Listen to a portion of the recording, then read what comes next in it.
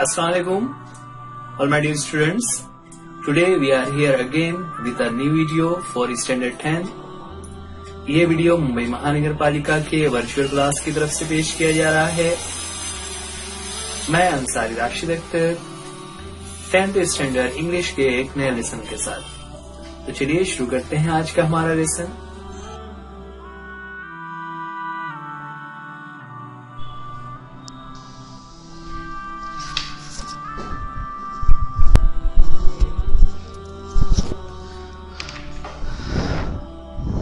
आज 10वीं जमात के इस नए वीडियो में सेकंड सेमेस्टर से एक नया टॉपिक लेकर आपके सामने हाजिर हैं।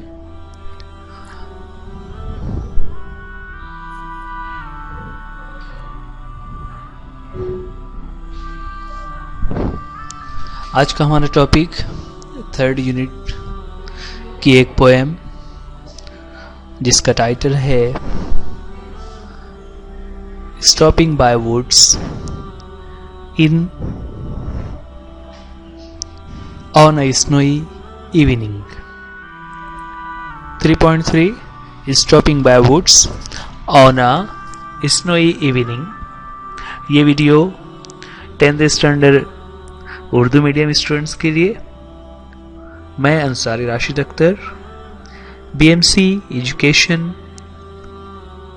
स्टैंडर्ड 10 उर्दू मीडियम इस चैनल पर आपके सामने हमेशा की तरह वीडियो की शुरुआत करेंगे वार्मिंग अप एक्टिविटीज से। इस पोएम के साथ जो वार्मिंग अप एक्टिविटीज हैं उसमें चिट चैट में हमें कुछ क्लासरूम एक्टिविटीज करनी है। इससे पहले आपको कहा गया कि वार्मिंग अप एक्टिविटीज़ बहुत इम्पोर्टेंट है, आपको उसे पूरी तवज्जो से करना होगा और इन वार्मिंग अप एक्टिविटीज़ की मदद से आप अपने राइटिंग स्किल और पर्सनल रिस्पॉन्स जो क्वेश्चंस होते हैं उसके जवाब आसानी से बना सकते हैं। तो ध्यान रखें, आपको राइटिंग स्किल एक्टिविटीज़ पर बहुत ज़्यादा तवज्जो देनी है। चलिए शुरुआत करते हैं। यहाँ पर कुछ क्वेश्चंस हमारे सामने आ रहे होंगे।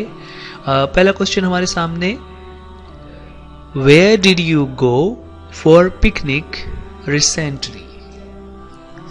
ओके, यहाँ पर अभी तो चूँकि कोविड-19 और लॉकडाउन की वजह से हम कहीं आ जा नहीं पा रहे हैं, लेकिन यहाँ पर जो क्वेश्चन है कि where did you go for a picnic recently ना, रिसेंटली मतलब जब भी आप गए होंगे तो लास्ट टाइम आप कब गए थे।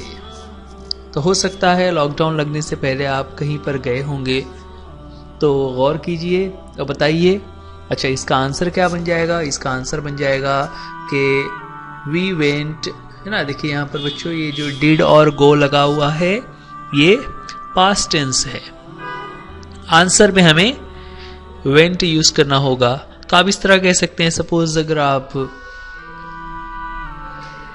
किसी टूरिस्ट स्पॉट पर गए, सपोज आप महाबलेश्वर गए, तो आप कह सकते हैं we went to Mahabaleshwar for picnic recently. या आप कह सकते हो we went to New Delhi for picnic recently. या आप इस तरह भी कह सकते हैं we went to a hill station, ना वी वेंट टू मुंबई। जिस जगह भी आप गए होंगे, राइट, सबका जवाब अलग अलग हो सकता है, लेकिन स्ट्रक्चर वैसा ही रहेगा, सेंटेंस इसी तरह बनेगा। आगे बढ़ते हैं। सेकंड क्वेश्चन है, who all accompanied you? And accompanied, देखिए इसमें प्रीफिक्स भी है और सफिक्स भी है। मेन वर्ड है कंपनी, उसमें AC लगाकर बन गया अकम्पनी, और फिर उसमें IED लगाकर उसको पास्ट टेंस कर दिया गया। इस तरह जो AC शुरू में लगाया वो प्रीफिक्स हो गया और लास्ट में जो IED लगा हुआ है वो सफिक्स हो गया। तो अकम्पनीड यू, अकम्पनीड का मतलब है आपके साथ कौन कौन थे। तो आप कह सकते हैं यहाँ पर माय फैमिली या फिर my friends. Who accompanied you, my friends and my family, या जो भी आप उसमें जिसके साथ भी आप गए होंगे। Now coming to the third question, why did you select that picnic spot. ना देखिए अब यहाँ पर हमें रीजनिंग का क्वेश्चन पूछा हुआ है, why did you select that picnic spot, आप उसी जगह पर क्यों गए थे। तो different reasons can be there. जैसे आप किसी हिस्टोरिकल प्लेस पर गए होंगे तो आप लिख सकते हैं कि I like visiting historical places, that's why we went there. या आप किसी हिल स्टेशन पर गए हैं तो आप कह सकते हो कि we like natural surrounding, that's why we went to a hill station. Okay, या फिर आप किसी बीच पर गए हैं तो that scene attracts you, like that. इस तरह अलग अलग रीजंस हो सकते हैं जो यहाँ पर आप बता सकते हैं ना। We went to Mahabaleshwar because I like natural climate besides the hills and mountains. अगर आप न्यू दिल्ली गए थे तो आप कह सकते हैं कि I like visiting historical places और समथिंग लाइक दैट। ओके, आगे बढ़ते हैं। What games, food, sites did you enjoy there. अच्छा, इस पर हम 3 क्वेश्चन बना सकते हैं एक एक करके। पहले हम पूछते हैं what games did you enjoy there. आपने अपने फ्रेंड्स के साथ कौन कौन से गेम्स खेले। आंसर हो जाएगा we played musical chair, we played antakshari, we played disc throwing, we played volleyball, we played hide and seek, right? Then similarly we can have a question on what food did you enjoy. तो अगर आप जिस जगह पर गए हैं वहाँ के जो स्पेशल फूड होते हैं उसके बारे में आप कह सकते हो, राइट? जैसे आप मुंबई में अगर चौपाटी गए हुए हैं तो you can say like we enjoyed ice creams in plates, है ना, जो चौपाटी का स्पेशलिटी है। या किसी और जगह पर आप जाते हो, सपोज आप हैदराबाद गए तो you can say like we enjoyed Hyderabadi biryanis. Then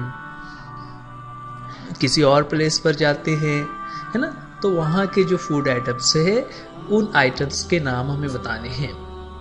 उसी पर साइट्स यानी मंजर, आपने कौन कौन से मनाजिर वहाँ पर देखे। तो हर लोकेशन पर अलग अलग होते हैं। जैसे आप हिल स्टेशन पर जाते हो तो वहाँ पर सनसेट या सनराइज, ना, सूरज तुलू होता है सनराइज, या फिर सूरज गुरूब होता है सनसेट।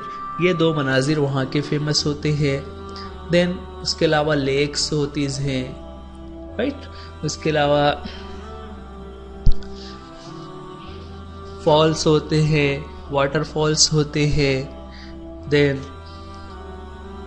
नेचुरल क्लाइमेट्स होते हैं, ट्रीज, फॉरेस्ट, बर्ड्स, एनिमल्स, इस तरह बहुत सारी चीज़ें हो सकती है, राइट? हिस्टोरिकल प्लेसेस में आप उन प्लेसेस के नाम बता सकते हो। Suppose you visit New Delhi, you can say like we visited the red fort. या आप आगरा गए थे तो you can say we visited Taj Mahal, right, like that. Then, now coming to the next question, what did you feel when it was time to return home? जब आप घर वापस आ रहे थे तो आपको कैसा लग रहा था ना। तो जब हम कहीं पिकनिक पर जाते हैं और हम वहाँ से रिटर्न हो रहे होते हैं तो वी फील लाइक कि हमें और रुकना चाहिए, है ना। हाँ, तो यहाँ पर we can say we wanted to stay for more time. That was our feeling. चलिए, ये थे कुछ क्वेश्चंस जो हमें टॉपिक की तरफ लेकर जा रहे हैं। तो चलिए देखते हैं, आगे बढ़ते हैं। हमारी जो पोएम है, पहले उसके राइटर यानी उसके जो ऑथर है पोएट रॉबर्ट फ्रॉस्ट, उनके बारे में। ये जो पिक्चर आपको नज़र आ रहा है ये रॉबर्ट फ्रॉस्ट का है। उनका जो पीरियड है वो है 1874 से लेकर 1963 का। He was an American poet. He is highly regarded for his realistic depiction of rural life and his command of American colloquial speech. He is one of the most popular and critically respected American poets of the 20th century. He received 4 Pulitzer Prizes for poetry. Okay बच्चों, यहाँ पर कुछ खास चीज़ें जो मैं बता दूँ कि अमेरिकन पोएट, दुनिया में इंग्लिश के जितने भी राइटर्स और पोएट्स हैं उनको 2 बड़े ग्रुप में डिवाइड किया हुआ है। एक होता है ब्रिटिश और दूसरा होता है अमेरिकन, और दोनों में एक तरीके से कंपटीशन चलता रहता है। यहाँ पर रॉबर्ट फ्रॉस्ट जो है वो अमेरिकन पोएट हैं। उनकी खास बात यह है कि realistic depiction of rural life, है ना, कि देहाती जिंदगी को वो बिल्कुल रियलिस्टिक डेपिक्ट करते हैं, पेश करते हैं। जिसे हम लोग उर्दू में हम पढ़ते हैं मुंशी प्रेमचंद की कहानियाँ, तो उसमें वो हमेशा देहात की ज़िंदगी को बयान करते हैं। उसी तरह से रॉबर्ट फ्रॉस्ट अपनी पोएम्स में ऐसे ही मनाजिर को लेकर आते हैं। और साथ साथ अमेरिकन कोलोकियल स्पीच, कोलोकियल कहते हैं इलाकाई ज़बान को, यानी हर इलाके, हर गांव, हर शहर में अपने कुछ इलाकाइयत होती है जिसका असर वहाँ की ज़बान पर होता है ना। जैसे अगर हम उर्दू की ही बात कर ले तो अलग अलग शहरों में जो उर्दू बोलने वाले लोग हैं वो थोड़ा मुख्तलिफ तरीके से उर्दू बोलते हैं। इसी तरह इंग्लिश का भी मामला है कि हर इलाके में, हर शहर में ज़बान जो है उसका लहजा बदलता जाता है। He is one of the most popular and critically respected poet of 20th century, है ना। वो बहुत ही मशहूर हैं और सबसे ज़्यादा अजीम शुरा में उनका शुमार होता है। He received Pulitzer Prizes for poetry. Pulitzer Prizes जो होता है वो साल में एक मर्तबा एक किसी शायर को दिया जाता है। रॉबर्ट फ्रॉस्ट को उनकी पोइट्री की बुनियाद पर उनको ये प्राइज 4 मर्तबा मिल चुका है। आगे है नेक्स्ट पैराग्राफ में, in this poem the poet describes a little incident happening in a snowy evening. As a traveler, the poet is fascinated by the beautiful scenes in the woods. He stops to enjoy, but his mind urges him to go on. देखिए यहाँ पर बहुत ही अच्छे से इस poem का introduction, या उसे हम सेंट्रल थीम भी कह सकते हैं, वो दिया हुआ है कि एक ऐसा एक्सीडेंट हुआ स्नोई इवनिंग में, कि शाम का वक्त है और स्नो है। स्नोइंग मतलब जिस तरह हमारे शहरी इलाकों में हम देखते हैं बारिश हो रही होती है बारिश के दिनों में, तो जो बर्फीले इलाके होते हैं वहाँ पर बारिश की जगह स्नो बरस रही होती है ना, बर्फबारी हो रही होती है। तो ऐसे ही एक बर्फबारी वाली शाम थी और उस शाम में एक वाकया पेश आया कि पोएट रास्ते से गुजर रहे थे एज अ ट्रैवलर, है ना, वो रास्ते से सफर करते हुए जा रहे थे। He is fascinated by beautiful scenes. Fascinated कहते हैं रागिब हो जाना, किसी की तरफ बहुत ज्यादा तवज्जो हो जाना। तो वो beautiful scenes in the woods, woods कहते हैं जंगलात को ना, कि जंगलात से मुराद यहाँ पर जो दरख्तों के झुंड लगे हुए हैं, उन दरख्तों में वो मंजर उनको बहुत अच्छा लग रहा है और वो मंजर देखकर वो वहां पर ठहरना चाह रहे हैं। He stops to enjoy but his mind urges him, है ना, वो रुककर उसको और एंजॉय करना चाह रहे हैं, लेकिन उनका जो माइंड है वो उनको वो करने के लिए मना कर रहा है और वो अर्ज कर रहा है। अर्ज मीन्स टू रिक्वेस्ट पैशनेटली ना, वो उनका जो माइंड है उनको वो वहां से चलने के लिए कह रहा है। तो चलिए देखते हैं क्या है मंजर। पहले हम पूरी पोएम को एक मरतबा पढ़ेंगे। आपको भी रीड करना रहेगा और रीडिंग के बाद फिर हम एक एक स्टांजा को समझने की कोशिश करेंगे। एक छोटी सी बहुत ही इंटरेस्टिंग सी पोएम है। बेसिकली उसमें there are 4 stanzas in the poem और हर स्टांजा में there are 4 lines. Okay, title stopping by woods on a snowy evening. First stanza है whose woods these are? I think I know. His house is in the village, though he will not see me stopping here to watch his woods fill up with snow. I'll read again. Whose woods these are? I think I know. His house is in the village, though he will not see me stopping here to watch his woods fill up with snow. आगे बढ़ते हैं second stanza पर। My little horse must think it queer to stop without a farmhouse near, between the woods and frozen lake, between the woods and frozen lake, the darkest evening of the year. My little horse must think it queer to stop without a farmhouse near, between the woods and frozen lake, the darkest evening of the year.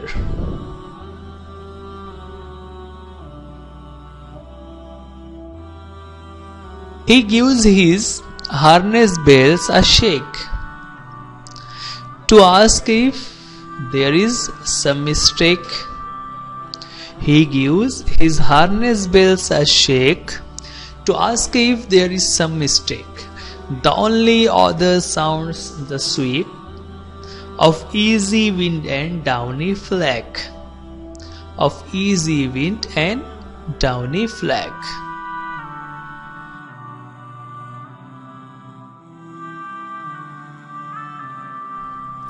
Now the last stanza. The woods are lovely, dark and deep. The woods are lovely, dark and deep, but I have promises to keep, and miles to go before I sleep, and miles to go before I sleep. The woods are lovely, dark and deep, but I have promises to keep, and miles to go before I sleep, and miles to go before I sleep. बच्चों एक खास बात यहाँ पर, ये जो last stanza में जो लाइन्स यूज़ की हुई हैं बहुत ही मीनिंगफुल लाइन्स हैं और हमारे भारत के पहले वज़ीर आज़म पंडित जवाहरलाल नेहरू अपने तकारीर में इन लाइन्स का यूज़ किया करते थे। The woods are lovely, dark and deep, but I have promises to keep, and miles to go before I sleep, and miles to go before I sleep. Author Robert Frost. चलिए अब आगे बढ़ते हैं poem का explanation. Explanation एक एक stanza हमारे सामने वैसे आ रहा होगा, हम एक एक लाइंस को रीड करेंगे और साथ में ही उसके मीनिंग को भी समझते चलेंगे। फर्स्ट लाइंस है whose woods these are, I think I know. His house is in the village, though he will not see me stopping here to watch his woods fill up with snow. देखिए यहाँ पर एक पहले तो उन्होंने मंजर को बताया कि whose woods these are, I think I know. जिस जगह पर राइटर खड़े हैं वो जंगलात किसके हैं। अच्छा, आप सोच रहे होंगे बच्चों ये जंगलात किसके हैं, ये क्या मतलब होता है। तो एक चीज़ ध्यान रखें कि जहाँ पर इस तरह से दरख्तों की भरमार होती है, दरख्तों की पैदावार ज़्यादा होती है, वो इलाके गवर्नमेंट मुख्तलिफ लोगों को टेंडर पर देती है और वहाँ के जितने दरख्त होते हैं उनकी देखभाल, उनकी कटाई, उससे हासिल होने वाली लकड़ियाँ, ये सारा हिसाब किताब उस शख्स को करना होता है।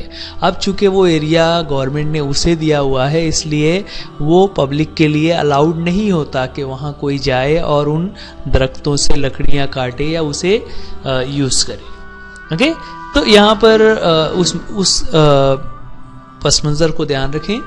राइट, पोएट कहते हैं whose woods these are I think I know, है ना, कि ये जंगलात किसके हैं, शायद मुझे पता है। आई थिंक का मतलब मेरे ख्याल से, है ना, इसे हम शायद भी कहते हैं कि शायद मैं जानता हूँ ये जंगलात किसके हैं।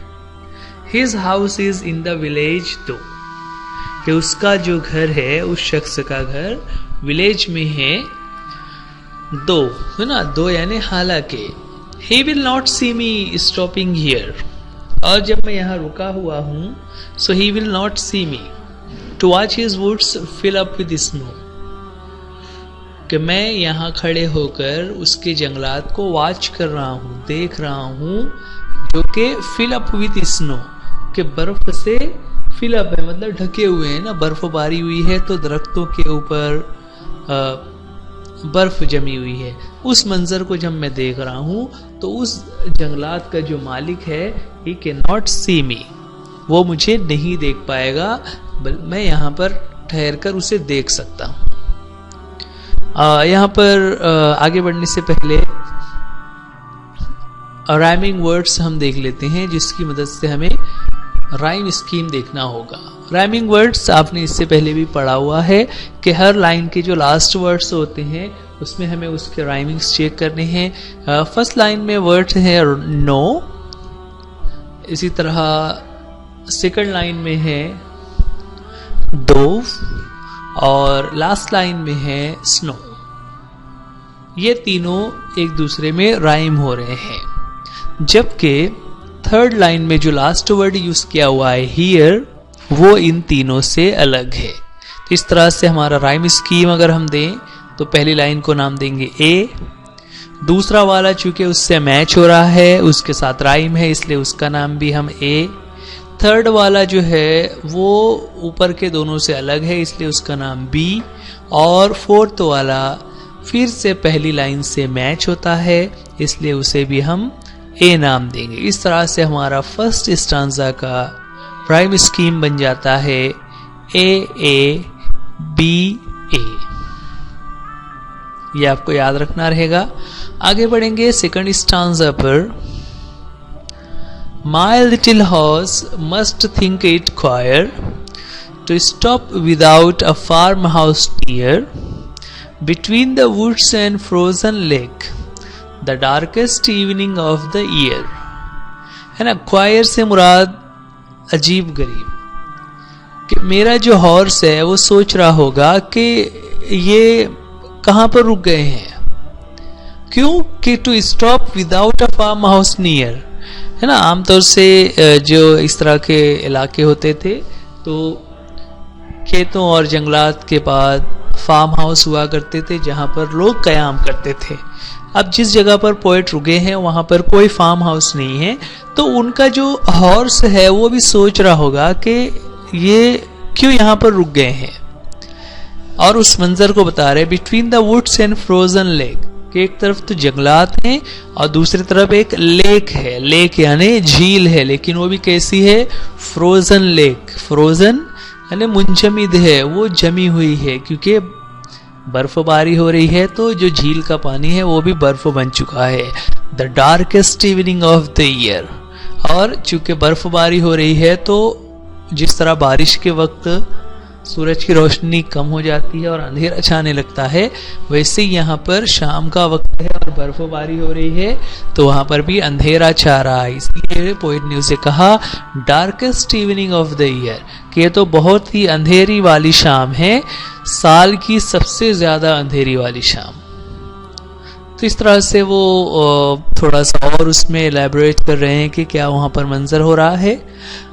उसमें भी हम राइम स्कीम अगर देखें तो फर्स्ट, सेकंड और फोर्थ ये तीनों लाइन से एक दूसरे में राइम होती है, जबकि थर्ड जो लाइन है उसका लास्ट वाला वर्ड बाकी तीनों से अलग है, तो उसे भी हम उसी तरह नाम दे देंगे। अच्छा, जो वहां पर हमने फर्स्ट स्टांजा देखा था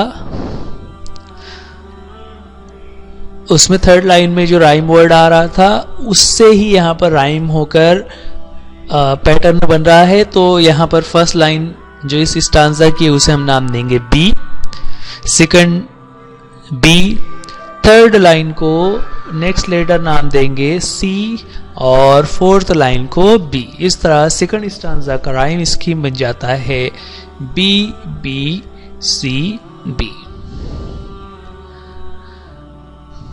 आगे बढ़ेंगे थर्ड स्टांजा में। He gives his harness bells a shake, है ना। हार्नेस बेल से मुराद यहाँ पर जो घोड़े के गले में घंटियां लगी हुई है वो उसको शेक कर रहा है। शेक करने से मुराद वो अपने सर को हिला रहा है और उसके सर के हिलाने की वजह से घंटियां बज रही हैं। और वो हिलाने का मतलब क्या है? To ask if there is some mistake, कि क्या कुछ गड़बड़ है, कुछ गलत हो गया है। The only other sounds the sweep of easy wind and downy flake, है ना, कि शाम का वक्त है और तेज हवाएं चल रही है, तो उन तेज हवाओं के चलने की वजह से हवा की चलने की आवाज आ रही है। और ऐसे में वो जो हॉर्स है वो अपनी घंटियां बजाकर पूछ रहा है कि कहीं कुछ गड़बड़ तो नहीं है, हम लोग यहाँ क्यों रुक गए हैं, क्योंकि वहां रुकने के लिए कोई जगह नहीं है। इसमें भी राइमिंग वर्ड्स अगर हम देखें, जो इससे पहले का स्टांजा था उसमें हम लेक जो वर्ड था उसको हमने सी नाम दिया हुआ था। यहाँ पर उसी से राइम होते हुए words shake, mistake and flag. तो फर्स्ट, सेकंड और फोर्थ लाइन को हम सी नाम देंगे, जबकि थर्ड जो लाइन है जिसमें वर्ड यूज किया हुआ है स्वीप, वो बाकी तीनों से अलग है, इसलिए उसका नाम हो जाएगा डी। तो हमारा राइम स्कीम बन जाता है सी सी डी सी। आगे बढ़ते हैं लास्ट स्टांजा पर। लास्ट स्टांजा में the woods are lovely dark and deep but I have promises to keep and miles to go before I sleep and miles to go before I sleep ना। The woods are lovely dark and deep, कि जो जंगलात उसे नजर आ रहे हैं ना, वो जो पेड़ हैं वो बहुत प्यारे। डार्क से मुराद यहाँ पर dark and deep, dark and deep से मुराद कि वो बहुत घने हैं और चूंकि शाम का वक्त है तो उसमें अंधेरा भी है ना। और वो मंजर उनको अच्छा लग रहा है कि बर्फबारी हो रही है और पेड़ नजर आ रहे हैं वगैरह। But I have promises to keep. Promises to keep का मतलब होता है टू कीप प्रॉमिस, यानी कोई वादा करना। तो जब आप किसी वादे को आप पूरा करने के लिए कसम उठा लेते हैं तो उसे टू कीप प्रॉमिस कहा जाता है, कि मैंने बहुत सारे वादे किए। बहुत सारे वादे से मुराद कि मुझे बहुत सारा काम करना है, मुझ पर बहुत जिम्मेदारियां हैं। And miles to go before I sleep, miles to go before I sleep, same line यहाँ पर रिपीट हुई है। Miles to go before I sleep, इसका मतलब होता है कि मुझे सोने से पहले बहुत दूर जाना है। अब ये एक किस्म का फिगर ऑफ स्पीच यहां पर यूज किया हुआ है। कौन सा फिगर है? यस, स्लीप यहां पर सिंबलाइज कर रहा है डेथ को, है ना। तो डेथ जब हम किसी को किसी वर्ड की जगह पर दूसरा वर्ड यूज करते हैं ना, तो यहां पर स्लीप डेथ को सिंबलाइज कर रहा है। माइल्स टू गो यानी मुझे बहुत काम करने हैं, यानी जिंदगी जब तक है बहुत सारे काम करने हैं इससे पहले कि मुझे मौत आ जाए। तो पोएट यहाँ पर एक तरीके से अपनी जिम्मेदारी बता रहे हैं कि मुझे मौत आने से पहले पहले बहुत सारे काम खत्म करने हैं। राइट, देखिए अब यहाँ पर ये last stanza Robert Frost name of the poet आ गया। उसमें अगर हम राइमिंग वर्ड्स देखें तो चारों ही वर्ड्स राइम हो रहे हैं, और ये चारों ही वर्ड्स पिछले वाला जो वर्ड यूज किया हुआ था स्वीप, उससे राइम होते हैं। तो इस तरह हम इसका अगर हम राइम स्कीम देखेंगे तो चारों ही चूंकि राइम है इसलिए सबका नाम डी हो जाएगा। लास्ट स्टांजा का राइम स्कीम बन जाता है डी डी डी डी। तो ये थे हमारी शॉर्ट पोएम जिसमें 4 स्टांजाज आ रहे थे। ओके, चलिए अब आगे बढ़ते हैं। आगे हमारा नेक्स्ट टॉपिक आ रहा है जिसमें हम देखते हैं पोएम के ऊपर हमारा एक और क्वेश्चन जिसे हम कहते हैं एप्रिसिएशन ऑफ द पोएम। तो एप्रिसिएशन में आपको बच्चों ध्यान रखना है, उसमें 5 पॉइंट्स होते हैं जिसमें 3 पॉइंट तो फिक्स होते हैं और बहुत इजी है, आपको याद रखना रहेगा। बाकी के जो 2 पॉइंट्स हैं वो थोड़े चैलेंजिंग होते हैं। पहला पॉइंट है टाइटल। टाइटल क्या था? तो टाइटल था stopping by woods on a snowy evening. अब टाइटल तो आप आसानी से बता सकते हो, एग्जाम में जो आपको पोएम दी हुई रहेगी उसका टाइटल भी आपको लिखा हुआ रहेगा। टाइटल कहाँ लिखा होता है ये आपको ध्यान रखना है। सेकंड है नेम ऑफ द पोएट और ऑथर ना, शायर का नाम। तो शायर का नाम अभी हम लास्ट में देख रहे थे, वो हमेशा पोएम के नीचे होता है, ये ध्यान रखेंगे। इस पोएम के जो ऑथर हैं वो हैं रॉबर्ट फ्रॉस्ट। राइम स्कीम यहाँ पर थोड़ा सा यूनिक है जिसमें चारों स्टांजा के राइम स्कीम हमने यहाँ पर लिए है ना। किस तरह हो रहा था अभी हमने कुछ देर पहले उसको समझा। आप अगर नहीं समझा है तो आप वीडियो को रिवर्स करके देख सकते हैं। फर्स्ट स्टांजा में था ए बी ए, सेकंड में था B B C B, then third stanza में वही कैरी फॉरवर्ड हुआ सी सी डी सी, और लास्ट स्टांजा में चारों वर्ड्स राइम हो रहे थे डी वाले लाइन के साथ। इस तरह से डी डी डी डी। अगला पॉइंट होता है फिगर ऑफ स्पीच। यहाँ पर कई सारे फिगर्स हैं लेकिन जो एक आसान सा फिगर आप याद रखें, एलिट्रेशन। एलिट्रेशन का मतलब होता है कि एक ही लाइन में 2 वर्ड्स सेम लेटर से शुरू होते हों। जैसे यहाँ पर एग्जाम्पल हमारे सामने लिखा है to watch his woods fill up with snow. देखिए इसमें वॉच एंड वुड्स दोनों W से शुरू होने वाले वर्ड्स हैं, ये कहलाएगा एलिट्रेशन। इसी तरह हम और भी दूसरी लाइन से देखें, जैसे एक लाइन और हमारे सामने है the woods are lovely dark and deep. देखिए इसमें लास्ट के वर्ड्स डार्क डीप, ये दोनों सेम लेटर डी से शुरू हो रहे हैं ना। इस तरह से हो जाता है एलिट्रेशन। आगे बढ़े तो नेक्स्ट है थीम और सेंट्रल आइडिया, जो हमने पोएम के शुरू में ही देखा था। तो वही यहाँ पर हम बता सकते हैं कि मंजर क्या है और किस तरह से पोएट जो है वो उस मंजर से खुश होकर उसको एंजॉय करना चाह रहे हैं, लेकिन चूंकि उनके ऊपर बहुत सी जिम्मेदारियां हैं, उनको बहुत से फराइज पूरे करने हैं, इसलिए उनका माइंड उन्हें वहां रुकने से मना कर रहा है। बच्चों ये वीडियो आप BMC education Urdu medium standard 10 इस चैनल पर देख रहे हैं। आप इस चैनल को लाइक कीजिए, वीडियो को लाइक कीजिए, चैनल को सब्सक्राइब कीजिए। सब्सक्राइब करते वक्त बेल आइकॉन को ज़रूर दबाइए ताकि आपको हर आने वाले वीडियो का नोटिफिकेशन मिल सके। अगर इस वीडियो में कोई बात आपको ना समझ आ रही हो तो आप हमें कमेंट्स में भी बता सकते हैं। सो डियर स्टूडेंट्स, आज के लिए इस वीडियो में इतना ही। उम्मीद करते हैं ये लेसन आपको समझ आ गया होगा। वीडियो देखने के लिए थैंक यू। अल्लाह हाफिज, गुड बाय।